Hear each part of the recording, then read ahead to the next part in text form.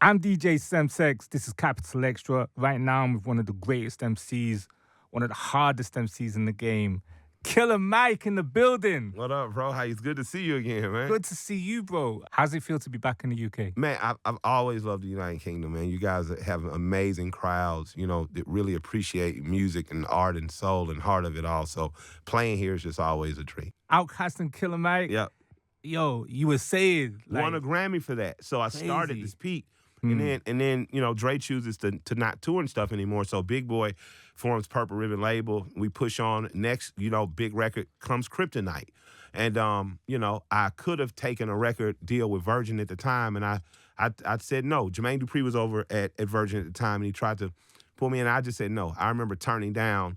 I turned down like $120,000, and I think under like a Charger, you know what I mean?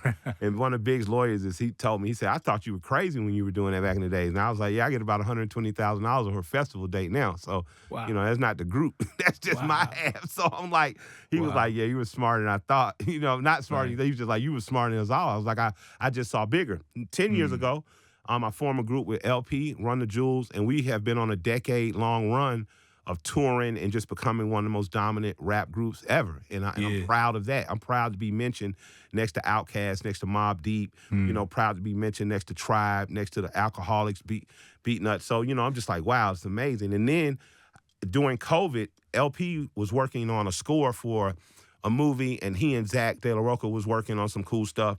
And I was just at home bored, and people start dying of COVID. And I was like, man, if I die, I'd have had this cool career, but I would have always been in proxy to something else. And I wanted people to finally meet Michael. The Run the Jewels is like the Uncanny X-Men. Xavier lets everybody in. So we have a cast of characters. Rest in peace to Gangsta Boo. Zach De La Rocca, Josh Homme, Mavis Staples, 2 Chainz, Big Boy have all popped up. But my character didn't have an origin. No one really knew who Michael was. So I just, me and Cuz Lightyear sat down for 2.5 years, and we got with No ID, and we made a timeless, a generational statement. And No ID is like big boy producers, worked with JayZ, Kanye West. He's Kanye's mentor and friend. JayZ has produced for JayZ, he worked at So Def for a while producing.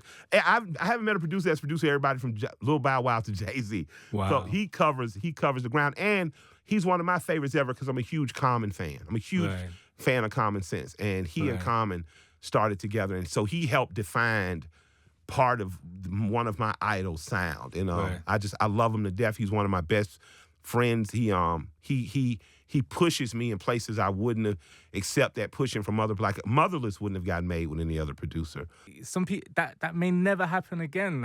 If you're up for coming rapper, I want to get JayZ and Andre. Nope. Yeah. It's not happening. Man, I managed to get Dre on my album, though. I'm telling you. And Jay laid ears on it and gave me a huge compliment and some direction. So, but yeah, it's right. What was the compliment? The compliment was I sent him the album early, and because we communicate via text a few times a year we holler. JayZ. Okay. And he's just a good dude, and I appreciate his friendship and mentorship. But I sent him the album. I said, just send me your critiques and comments. And he sent back. This was prior to mix, so he gave me some comments on mixing about having the hooks and stuff up. I said, well, good. This is pre-mixed. This is rough. So all the stuff that we were gonna do, you mentioned. So I knew those things were sharp. But he said I felt like I went to my cousin's house and watched a movie. Wow. And what that translates into, my mom was the auntie that would let the kids watch whatever, as long as you could have some understanding and talk about it after. That was, your mom wasn't going to let you watch certain stuff, but the movie Fresh is a movie that I loved. It's one of those kind of movies where you follow this kid through maturing in the midst of the crack era. When he said that, it made me feel like, okay, I've achieved it, because what he gave me was the piece of audio I created plays like a movie. You can close your eyes and your imagination will give the characters faces, and you'll get to see having Rico Wade serve as a narration and as the voice of Atlanta. So that was a huge compliment from Hov. I'd be gassed about that. Yeah, I was. JayZ said, Sam, that radio show is one of the best I've ever. I'd be like, yeah, I appreciate JayZ said that. and I appreciate Dre coming through, because I wanted Dre just to lay ears on it. I wanted Stacks. I've been trying to get him on the Run the Jewels record for the past 10 years. Right. He's come to our shows. He's complimented our records. That's Andre 3000. Yep, Andre 3000. We call him Stacks. Exactly. One of the greatest rappers of all time. Absolutely. Outkast is one of the greatest rap groups of all time. Let's get into the album, man. Yeah, Michael. Yeah. How do you get Andre 3000 and Future on the same track? Well, Dre, like I said, when he came through, he said, "Let me bring you some stuff." And what he brought me was initially his verse and the beat. Like you think you can do something with it? I'm like, oh, I love it. Hell yeah, I can do something with it. And me and Cuz were talking. It's like it'd be dope if we get make the connectivity. So it ain't just me and Dre on a track trying to kind of rebring what we had 20 years ago as much as how do we fast forward and make it now and contemporary. Yeah. And we look right within our own circle. We're in the Dungeon family. It's like, what about calling Future up? Dre hit Future. Future did the verse, sent it right back. How does it feel like when you got the gold in your pocket? Like when you get two artists who are like world famous, renowned, got the clubs on smash, legendary. Like, how does it feel when you're just driving around and you're like, oh, yo, I got this track, man? Feels like I'm going to come on and go crazy. That's what I did. I'm a firm believer in self-fulfilling prophecy and, putting things into the universe. And, absolutely. But like the chorus where you're saying like... I'm going to live forever. Crazy. Absolutely. It's crazy. Art is how you live forever. It truly is. Historians and politicians and great people have done great things, and they'll be debated, forever. Whether you're talking about the Parthenon or you're talking about the Greek and, Roman ruins, where you're talking about the ruins of, the great civilizations of Africa. Many of those things are kept here because of the art. When Nigeria is telling they want the Benin statues back, that's art. So for me, art is how I'm going to live forever. Long after I'm gone, I wanted my grandfather's name, Willie Burke Sherwood, to live forever. So I put it on rap music. I just named a song that. So 100 years from now, when I'm long gone, there's going to be a kid that says, I heard about this guy, Killer Mike. Who raised him? How was he? So for me, that's it. That's the key to immortality. You can't kill energy. That energy that happened in the Lafayette earlier this week, that energy's not going to die. That energy's going to be. Someone's going to take that energy and go create something else and say, I was inspired by it. So for me, that's how you remain immortal. Dre has been a brother and mentor and a friend of mine, for over 20 years of my life now. Part of what he obsesses over is mortality and age. What is he? How's he going to be perceived at a certain age? He raps about it. It's pretty much a cornerstone of his rap. That he says he hope he's 80 when he gets his second win. Yeah. I don't want to ever have to think about being 80. I want to be like Ice-T. I want to be dropping dope records at 24. Ice-T still can rap you under the table. Big Daddy Kane can still rap you like a Christmas gift. You know what I'm saying? So. I know as long as I'm creating art, I'm alive. And long after I'm gone, my words will live on. How is Young Thug? He's good. I haven't talked to him. I talked to his lawyer. And he's good. He's holding up his best you can from what I hear. Like I said, I haven't talked to him personally. But, I hope that he and Lucci, who was once rivals, I hope that they get to come home and redeem themselves and make good as men and keep doing good in the community and making sure that people have an opportunity to progress themselves. He's an incredible artist. He is. He's a rock star. Yeah, I did his first show in London. Really? And, I know it was crazy. Yeah, insane. It was like, and even just talking to him, I was like, this guy's wired differently. Yeah. This guy is not, he's really not like, and man, he's special guy. He's from one of the poorest, most downtrodden, forgotten about parts of the city in southeast Atlanta with the Cleveland Avenue section, Jonesboro South and stuff. And not just him, you look at Pee Wee the Longway, you look at Young Ralph, who was a predecessor to them, but out of equally creative. That part of town just produces some creativity and greatness. It's amazing, no matter how much poverty you're stricken with and grow up under, it's amazing what a powerful imagination can do to bring you up. So Thug is someone that I truly admire as an artist. He's dope, he's fearless, and he doesn't question himself. He just does and tries, Well, he just does. He doesn't try, he just does. Let's get into another track. This is Motherless Child. Mike, that's a powerful track. Man, thank you. I cry every time I do that record. I miss my girl, man. I miss my mother. And she was only 16 years old when she had me, so she was a child having a child. So at times, she was more like a big sister, always an encourager. And she fueled my hip-hop dreams. I wanted to be a rapper. She never put me in the studio or played momager, but I said I wanted to do it. She said, that's what you want to do. You're going to do it then. You're going to be the best.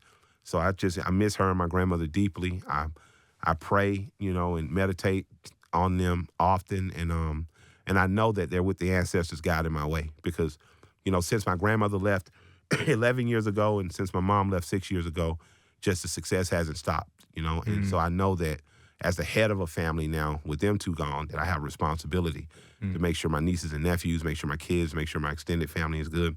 That's what I do, So my goal is to make Denise and Betty proud. Do you feel like that's something that should happen more within families, because most of the time, most of the stories we hear within the music or in interviews, like timelines are fractured and timelines are like broken and, you know, there's whatever, and it just carries on. Yeah, I want to just tell people you're the start. If you're not a part of a timeline, then start a timeline. My grandmother grew up, she knew her grandparents.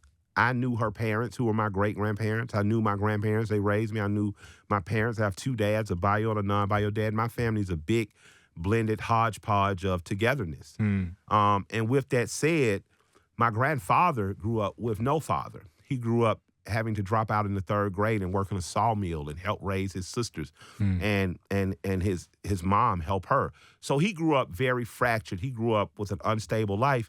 He was one of the most stable men I've ever met. He raised incredible grandchildren. He raised, you know, even my cousins, you know, that didn't live in the house with us. He made such a tremendous influence. I understood then that you didn't have to have positivity present to be a positive person. All you had to do was determined out of that negativity to create a positivity in you and to extend that. So my grandfather, who was a cornerstone, was the beginning of a different legacy for part of my family, where my grandmother was a continuation of a legacy. Right. And what I have understood, you know, my grandfather died 20 years ago. My sister said, you know, cry today and get it over with, because tomorrow you're the head of this family. Wow. I was overwhelmed. I didn't know what to do. I was, you know, I didn't understand. 11 years ago, my grandmother died in my arms, walking up a hill after a conversation in which we had, which she was in that conversation. I realized what she was doing was vetting me to make sure I was ready to properly lead the family in the way it should go. And she looked me in my eyes. She looked past me. She saw something. I don't know what it was, but it made me believe in God. Because she looked back at me, she smiled, and she died. Wow. You know, so I understand that I have a responsibility to lead my tribe. Is this your best album? Absolutely, it is my best album, and it is not my best album in spite of. It's my best album because of. Because of, I created a classic album in rap music. You know, I created an imperfect classic 20 years ago with Monster. But I've created a classic run in the Grind Time mixtape series of I Pledge Allegiance. But this album is more than a classic. It is a generational statement. Whether you're black or not, if you're a working class man or a woman that loves a working class man, this album is going to resonate with you. When you hear Shed Tears, you know, I shed tears every morning in the bathroom mirror, face to face with fate, had to face my fears. It was me. I'm the reason that I failed. That was hell. Locked in self-guilt like jail. Lord, I cried, almost died empty inside. The devil whispers in your ear, promise honor's been there before, and it's pride before the fall is how I usually go. Who's saying that? Yeah. You know, who's saying that? Yeah. And that's something as a man you've had to do. You've had to go in the mirror in the morning sometimes and say, man, I made these mistakes. Every day. Every day. And people don't understand that about men.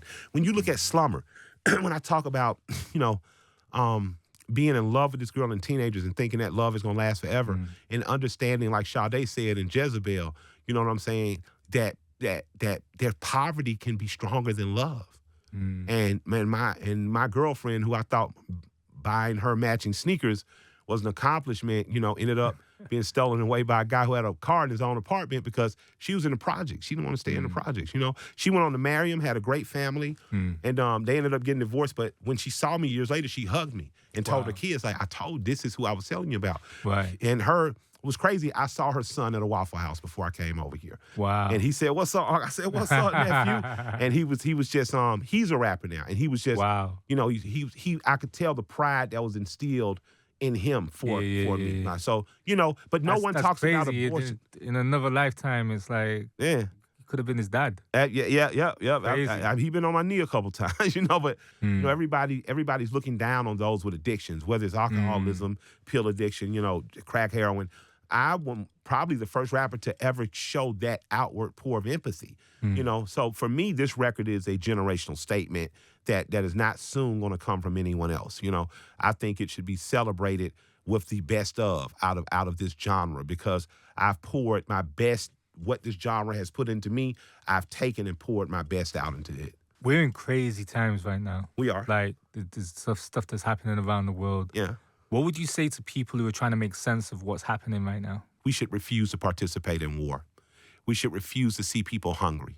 We should refuse to put addicts in jail. We should absolutely refuse.